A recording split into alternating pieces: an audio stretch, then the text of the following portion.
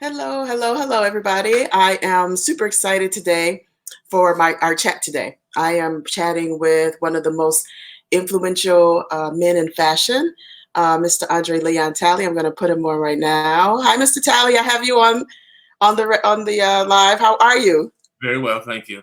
Thank you. So I met you in 2012 when you accepted the Fashion Innovator Award at the Emerge Fashion Show, and I am always forever grateful for you for always supporting emerging designers and creatives. Thank you. So right now you have a new book called Chiffon Trenches, which details your life from the South to the high fashion lifestyle of a journalist and creative director. I read the book last night. I loved it. What made you write the book? I had the impetus to write the book because in 2018 I had this documentary, The Gospel According to Andre, and I had such great response and such outpourings of love from so many people across the world that I had the confidence to write the book. The book was born out of the Gospel According to Andre. Oh, nice. So I read the book from cover to cover, and at the beginning of your career, you had some very influential women in your life, which I love this part, which was your grandmother and Dionne Williams. Those were some people who are influential in your life. How were they? How did they influence you in your career and life? They influenced me by giving me setting examples. They were the best mentors and examples of how to become a human being: decency, loyalty, honor, maintenance, duty, ethical, moral standards of excellence. Both of them set fine examples for me.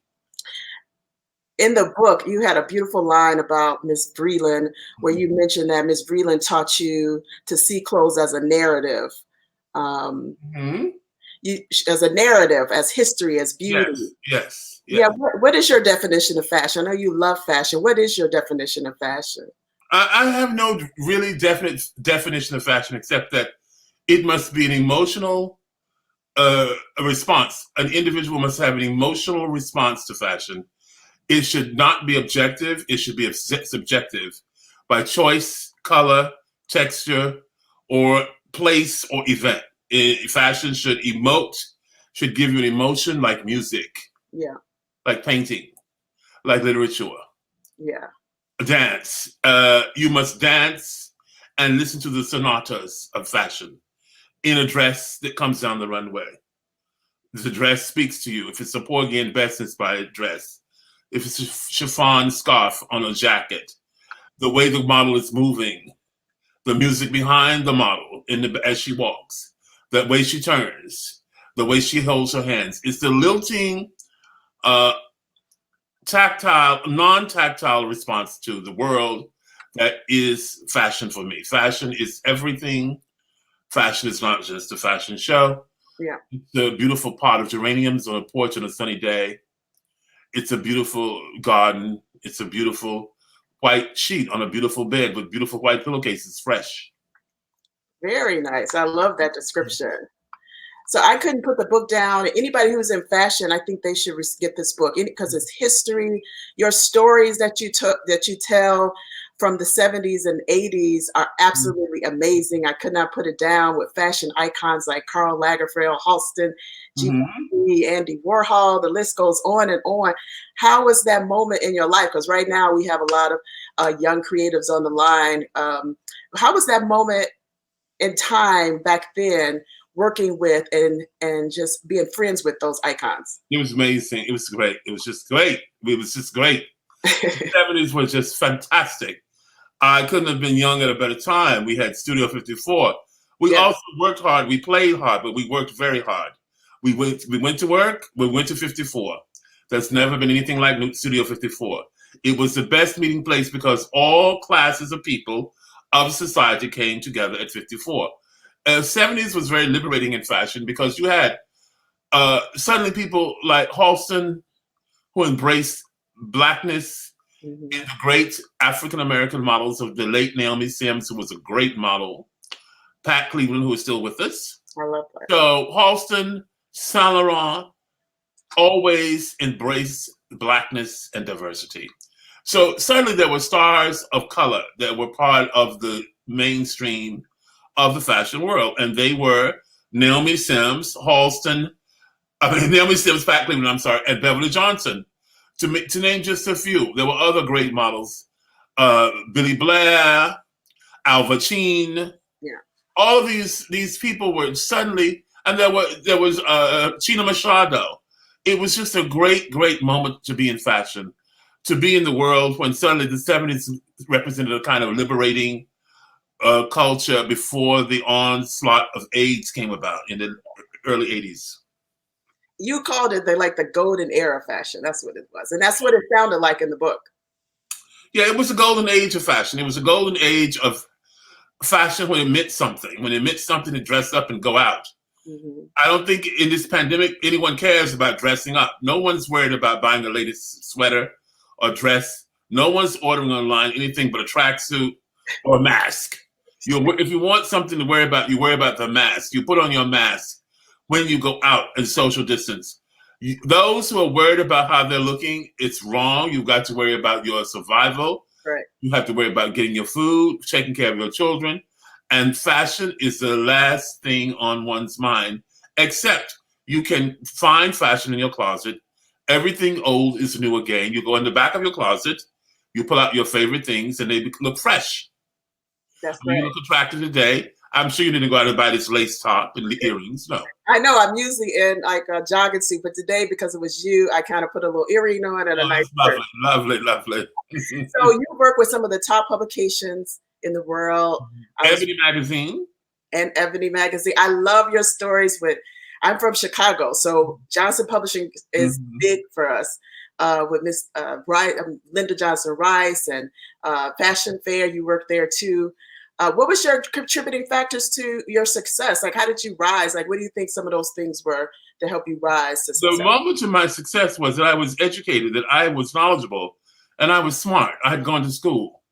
The only way I got into New York in the fashion world was on my degrees, my master's degree, and my knowledge. Yeah. So when I got into these worlds, when I got into the world of Mrs. Vreeland and Andy Warhol, they were stunned by my tallness as well as by my resume.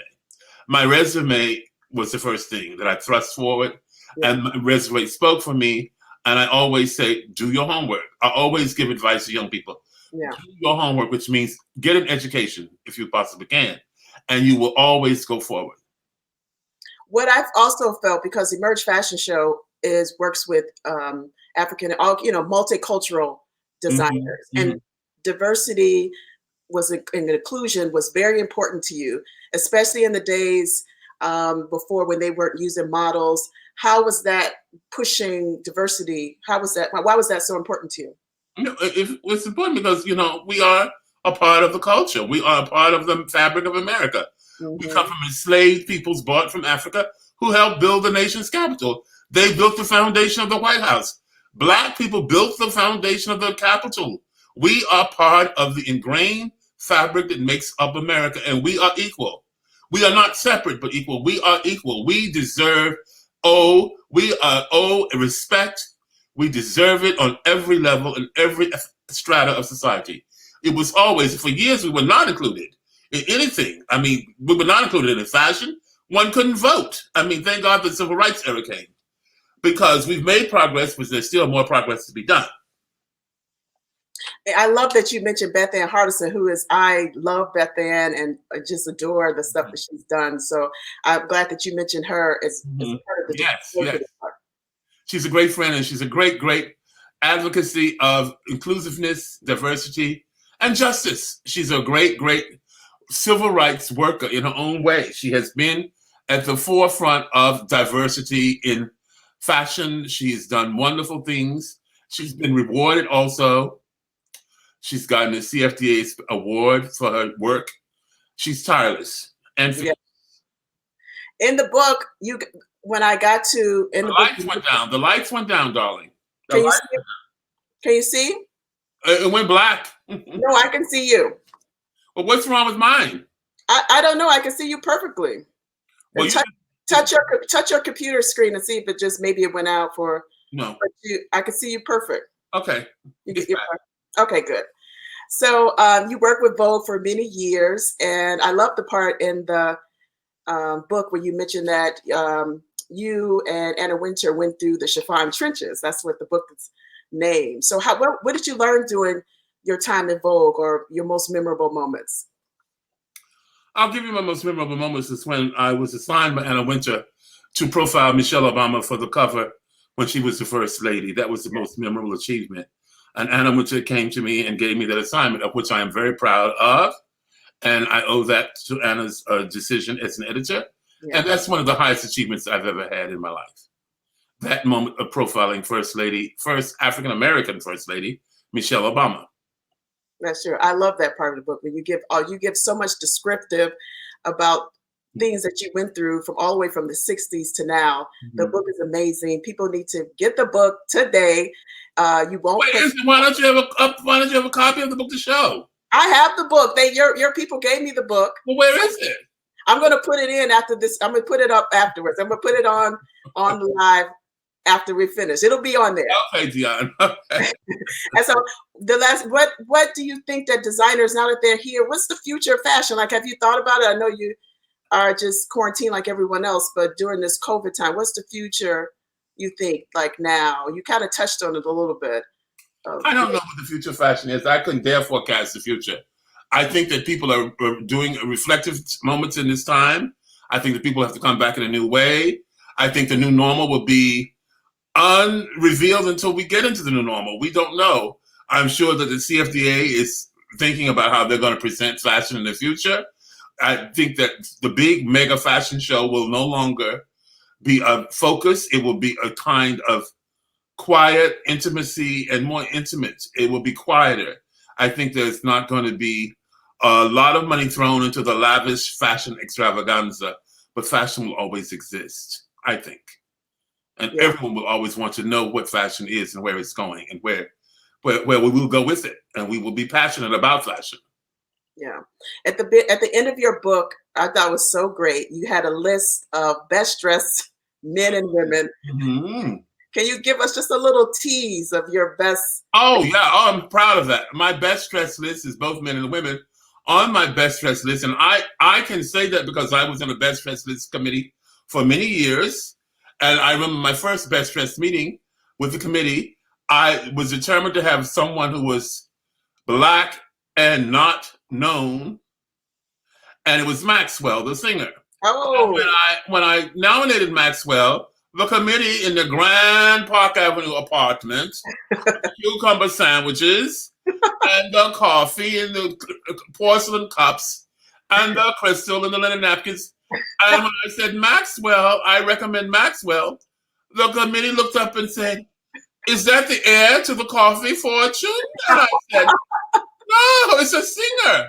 But Maxwell got on as best dressed list. And he is always remembered and so grateful to me for that. And that was a long time ago. But on my best dressed list in my book, I have great diversity. It goes from Barbara Streisand right up to Rihanna, who is absolutely amazing. Yes. Tamron Hall, best dressed lady on primetime TV, who is a dear friend of mine. Bianca Jagger, Betty Catrou, the muse of Yves Saint Laurent. And the Lifetime Achievement Award goes to Carolyn Herrera, the designer that, of course, you know, because she has, for over the decades, been a beautiful symbol of elegance, style, classicism, and chic. On the men's list, I've got Manolo Blahnik. I've got Marc Jacobs, because he's absolutely fierce and fabulous. He's fluid in his genderism.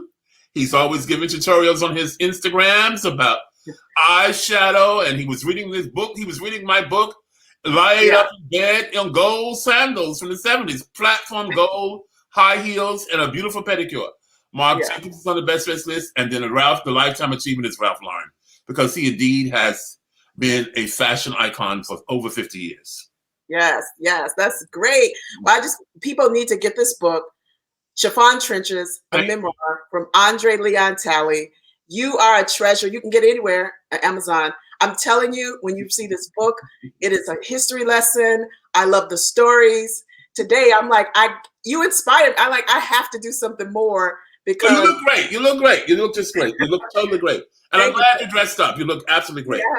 But your life story, like, it inspired me to do more. Well, thank you, Dionne. Thank you. And I really thank you for taking this opportunity to talk to me before I emerge, because it's a privilege that I think is important. And I hope that people will get something from my book. What I want people to take from my book is he made a difference. He helped others. And he has written his story through the decades. I'm 71 years old. Oh, wow. I'm 71. I'll be 72 in October. And one day I hope that some young man or woman will pick up a book in a public library or a library at school and be inspired by my story in whatever field they want to pursue. Science, literature, art, politics, poetry, whatever field. I hope they get tips, lessons, life lessons from my book. We love you. I love you. Thank you. I love you. Thank you so You have much. done so much, and we appreciate you. Thank you so much. I thank you so much for this opportunity. And I love you. Thank you. Be blessed. Thank you. Thank you so much.